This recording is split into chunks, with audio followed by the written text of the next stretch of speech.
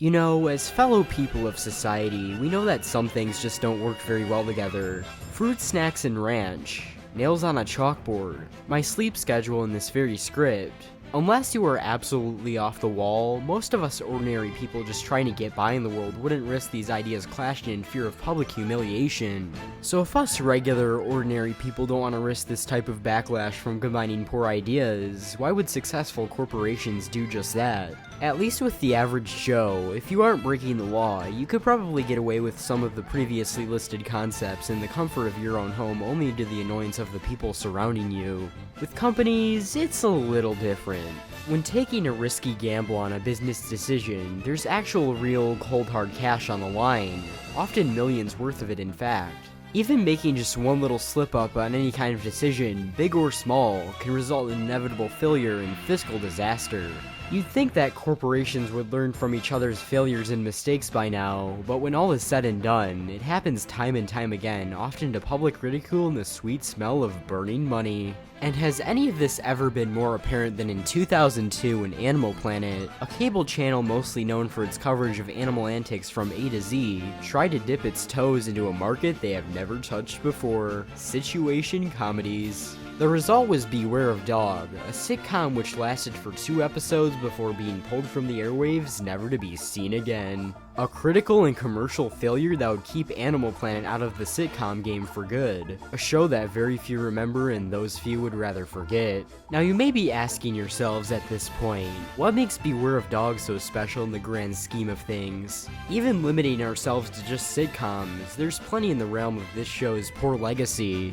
From Work It, Dot Comedy, and even the Geico Caveman sitcom, these all suck on the same level as this video's namesake. No, what makes Beware of Dog stand out so much isn't its disastrous failure or its endless obscurity, of which it certainly does have, but how much its own genre didn't belong on the network it aired on. I doubt anyone in the history of humanity has ever said, "I watch Animal Planet for the sitcoms." And even if you did, you probably wouldn't enjoy watching Beware of Dog.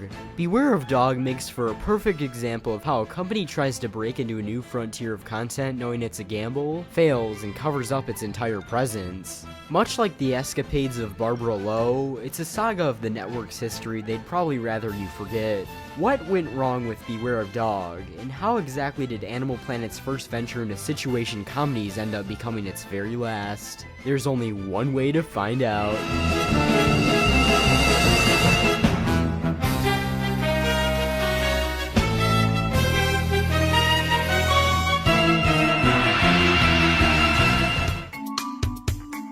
You know, it's hard to believe in our age of streaming, but for several decades, there really was a channel for everything. You got your channel for kids, a channel for movies, your channel for kids, a channel for traveling, a channel for discovery, and most importantly, your other channel for kids. But one channel that was missing for the longest time was a channel dedicated to animal adventures. And so on June 1st, 1996, the world would be introduced to a little cable channel called Animal Planet. A joint venture between Discovery Channel and BBC Worldwide, Animal Planet is and has always been a fairly self-explanatory channel. Pets, nature, wildlife.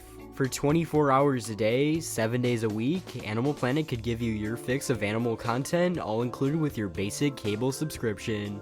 Documentarian and informative content made up the majority of Animal Planet's early lineup, with emphasis on family-friendly and oftentimes kid-oriented programming. This gave Animal Planet success early on, allowing its presence to expand out into international markets while allowing the channel to become a dominant force in television for years and years to come. While Animal Planet's programming was generally safe and easy to swallow for its first 5 years, the animal-focused network was about to make a big gamble with a brand new show in the early 2000s. A gamble that would eventually cost the network big time. Animal Planet was about to enter a realm that it had never been in before, the situation comedy.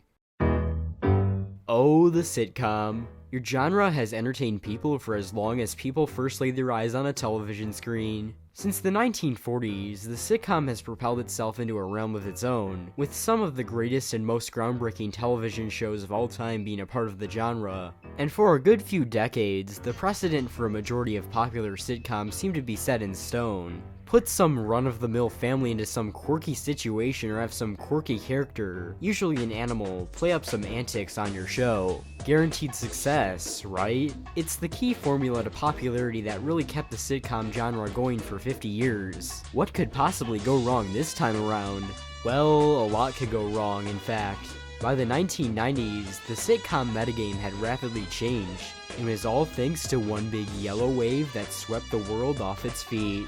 The Simpsons really changed the way we look at sitcoms and television in general, didn't they? It's been said many times by many different people, and it's not a wrong measurement by any means. The show changed the way we viewed pop culture and animated television.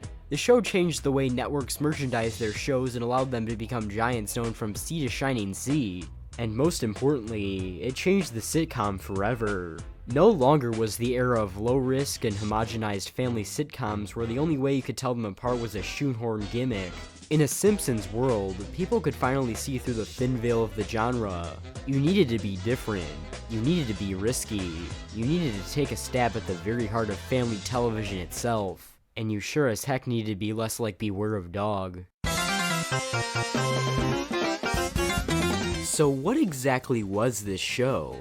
Well, behind every property is a person, and the person behind the helm of Beware of Dog is a man named Richard Martin. And I'm not talking about this Richard Martin, or that Richard Martin, or even this Richard Martin. I'm talking about this Richard Martin. Director of such films as Matinee and even the Air Bud sequel, a film that currently stands at a whopping 21% on Rotten Tomatoes and is unanimously considered to be a critical and commercial failure. I'm sure that Martin really wanted Beware of Dog to be the turning point in his canine-centric entertainment career. Spoiler alert, it wasn't. The show stars the Pools, an average ordinary sitcom family that gets involved in average ordinary sitcom family antics. There's the father figure, Bill Poole, played by Canadian actor Richard Wag? I have no clue, I just had my coffee. Mary Poole is the mother, played by Canadian actress Carolyn Dunn. Then there's the kids, Jessica and Mark Poole, played by Alex Appel and Gage Knox respectively. All of these actors and actresses have much more extensive careers than you might expect from a show like this. But a sitcom cannot thrive on family dynamics alone. Anyone who's ever worked in the genre knows you need a gimmick to attract people towards your show. You know, to really add spice, to give you an edge over the stockpiles of other sitcoms out there. And Beware of Dog may just have one of the most cliche and overbearingly simple gimmicks of any sitcom ever. Alright everyone, grab your popcorn and put your hands together for the talking dog.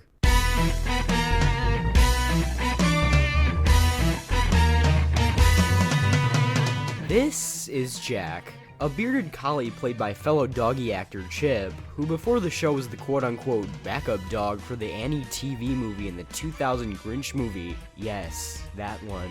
Adopted from an animal shelter in 1997, Chip was the first out of 30 dogs that were auditioned for the lead role, with the showrunners always having a connection with that canine specifically. Once all was set in stone, Chip was chosen as the leading role for Beware of Dog.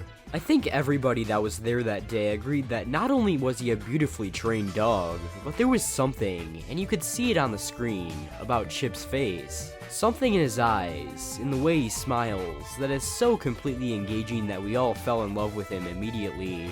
While Chip was a very capable canine, there's one thing he couldn't do: talk.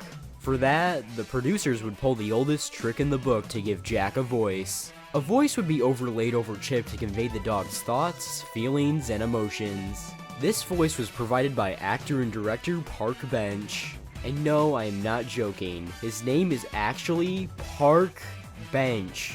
But much like an actual park bench, the voice seemed to be a comfortable but limited ideal in the minds of many. The showrunners, the viewers, Animal Planet itself. In reality, most gimmicks don't stand out in the long run. A talking dog wasn't going to change that. Beware of Dog would eventually get its 7 ordered episodes out the door, written and produced by Rob Gilmer of Magnum P.I. and Knots Landing fame.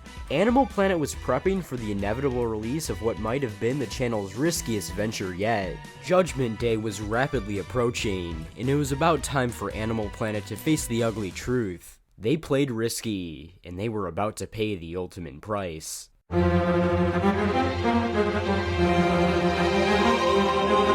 August 13th, 2002, 8 p.m. The day of reckoning was finally here. The first two installments of Animal Planet's penultimate television spectacle would be unleashed onto an unsuspecting world. When we were on our knees begging, pleading for even a slight morsel of high-quality, big-budget television shows, the network couldn't care less. Oh, it was time, alright. It was time to beware of the dog, and it was time the few that tuned in never gained back. Beware of Dog's first two episodes set the stage for what the show would have become if it were an actually successful brand, and none other would set the stage better than its premiere adventure, Born to Be Wild. In this episode, Jack is introduced as the new family pet behind Jessica's car at the grocery store. Jack feigns injury in hopes of being given a new home and made a part of the family. The Pools end up granting Jack's wish in hopes of keeping him until he is healed and well again, but Jack has other intentions. Episode 2 is titled Hit the Road Jack, and it involves some anniversary tomfoolery to build on Jack's own sense of character that was introduced in the first episode. After Jack ruins the Pool parents' anniversary plans, he is promptly kicked out of the house. When the family realizes they've made a horrific mistake kicking out Jack, they welcome him back into the house as the episode ends. Right here in the first two episodes, Beware of Dog already divides itself into two halves of its own destined path. In one half of the picture, we have a simple yet effective introduction to Animal Planet's homegrown idea. In the other, this is a textbook example of how not to do sitcom storytelling. An example of how a tight budget can only get you so far when creating this type of show, and you end up creating a confusing cliche of canine content.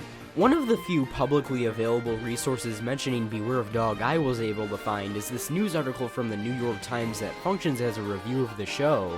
It's one of the only places to my knowledge that gives us the inside scoop into some specific details contained in Beware of Dog's two aired episodes. Right in its opening paragraph, the article harshly disapproves of the show and regards it as cheap recycled trash. With Beware of Dog, its first attempt at a sitcom, Animal Planet unequivocally demonstrates its commitment to recycling. That, unfortunately, is not a compliment. The article then goes on to state that Beware of Dog is content to feed on rotting garbage like the leading dog, and how the starring family is right out of the stereotype warehouse, sentiments that most people who dared to tune in involuntarily shared. Since this is a show airing on a network with animal literally right in the name, the dog is truly what the show relies on, as most of the plot dynamics are told from his perspective. But considering that this show puts so much of its identity into its main character, it makes the rest of the family seem like bland cardboard cutouts in comparison. And it's not even like Jack is immune from this either. He's presented as a boring dog who does boring dog things. He likes to eat, he doesn't like leashes, so on and so forth. But unflattering characters might just be the least of Beware of Dog's problems. As the article proudly states, who is this show aiming at anyway? This show has a massive identity crisis on its hands. While Beware of Dog might seem like a family-oriented sitcom about the quirky adventures of a family through the dog's lens, the show never seems to know which audience to appeal to more at any given point in time. While the stories and plots of Beware of Dog seem to be as blandly family-friendly as any other sitcom, the proof really is in the pudding. It is all so bland that for a moment you would think the show is deliberately aiming low, for the 8-year-old audience. But would an 8-year-old get the Jack Nicholson reference? The dog being named after the actor because of his popularity with the ladies? Or the man hitting on Mrs. Poole innuendo? Who is this show aiming at anyway? In truth, probably not anyone who actually strives for quality entertainment. Beware of Dog is a show that prides itself in pulling a cliche so common that calling it a cliche has become cliche in itself. The writing was as weak and dry as was the family it was focused on, and it never knew which audience to aim for at any given time. Beware of Dog looks like the low-budget sitcom it is and has always been. I think Deseret News really puts it best by wrapping the general consensus on this show into 4 simple words that would be muttered for the rest of time. Cute dog, lame show. Beware of Dog would quietly air its first 2 episodes on August 13th, 2002. Animal Planet must have realized the public outcry very quickly, as ratings were low and it was a massive critical bomb. And so, the network just didn't see the worth in keeping the show around any longer than it deserved. After just 2 measly episodes, Animal Planet quietly canceled one of its biggest failures to date, and we wouldn't hear another peep from the show ever again. It's uncommon for any television show, no matter how much it gets dumped on critically, to get completely canned midway through the first season, let alone after just the first 2 episodes. It should come as no surprise to you that television shows take quite a lot of time and effort to make. You need to write the episodes, set up sets, get actors, and finally shoot and edit the whole thing into one coherent narrative. Yet, why would a bunch of time, money, and energy be put into making a show only for it to be put on the chopping block, leaving episodes unaired and lost in the void? Something would have to go horrifically wrong either financially, critically, or within its own production to completely get a show off the air before it even gets a chance. Beware of Dog may just be one of many examples. Animal Planet obviously knew that the show would be a flop both critically and commercially, and pulled the plug before things got too out of hand. The channel would never acknowledge Beware of Dog ever again, and succeeded at burying it all away almost as quickly as it all happened. All that was left were the broken pieces of the story to pick up, and unfortunately there aren't many left. Today, the majority of Beware of Dog can't be found anywhere. No full episodes or any actual footage of the series can be found online, including both the 2 aired episodes and the 5 episodes that never made it to air. All but 2 very short promos and some random commercial break on YouTube are buried somewhere deep in Animal Planet's archives. And honestly, I'm not very hopeful for the release of any more content from this show. I'd love to be proven wrong, but Animal Planet probably has more than forgotten about the series by now, and for good reason. Let alone VHS copies from the original airings of the first 2 episodes somehow resurfacing from the depths of someone's closet 20 years after they originally aired. So Beware of Dog on Discovery Plus? Sure, crazier things have happened, but I wouldn't hold your breath. While I wouldn't consider this show an absolute tragedy, it really is kind of sad how exactly things turned out in the end for everyone involved. Us self-professed obscure television enthusiasts really want to see everything from a show like this, but today, we have almost nothing. Then again, Beware of Dog is probably so unremarkably mediocre it almost hurts. But isn't that how most television goes down in the end? Not everything can be the next Simpsons after all, and most television is pretty unremarkable in both intent and execution. For networks and streaming services, making any type of entertainment is risky business. You'll never know how well something will do until you actually conceptualize it and let it be watched by the masses. Some succeed, some fail, but 9 times out of 10, entertainment often falls somewhere in the middle, simply unremarkable. You can't expect everything we make as a society to be the next big thing. There are going to be failures along the path, but what makes a failure good is how it allows us to learn a lesson the next time around. And maybe, just maybe, you'll succeed. While Beware of Dog may have flopped hard, it taught Animal Planet a very valuable lesson at the end of the day. That they probably should have been more humble and not stumble into the sitcom business unprepared. They thought they were ready to go with surefire success, and ended up flunking. Yet when all else failed, Beware of Dog succeeded in this regard, and Animal Planet would never dare to give another shot at sitcom television ever again. Whatever the case may be, however, Beware of Dog is simply just unremarkable television. Television that had little impact then and has little impact now. Television that failed to meet expectations and was already dead on arrival. Television that's a lot more lost in time rather than found with a new audience. Beware of Dog wasn't much in the grand scheme of things, but there was one thing it was. A good lesson. Animal Planet wouldn't have known that sitcoms were not its strong suit if they hadn't tried, playing with fire and burning themselves because of it. Even with a show featuring something as mundane as a talking dog, there's always lessons to be learned. There's always battles to be fought. There's always progress to be made.